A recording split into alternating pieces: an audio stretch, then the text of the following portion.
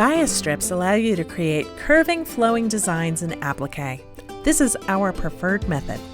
Start with your bias strips. The stretch allows the strips to curve. Fold the strip, wrong sides together, aligning the raw edges. Sew the strip a 1/4 inch from the folded edge. Try not to overstretch the fabric. Using small, sharp scissors, preferably with a serrated blade like these embroidery scissors from Havel's Sewing, trim the seam allowance to a scant 1/8 of an inch. Insert the bias bar. It should be very tight, so stick with it. It's okay to bunch it up and pull. Once the bias bar is completely covered, manipulate the seam so it lays on the flat edge of the bias bar. Spritz with starch. Press, using the iron to smooth the seam allowance to one side. Adjust as needed. Remove the bias bar. Press with the seam side down to smooth out any bunches or wrinkles.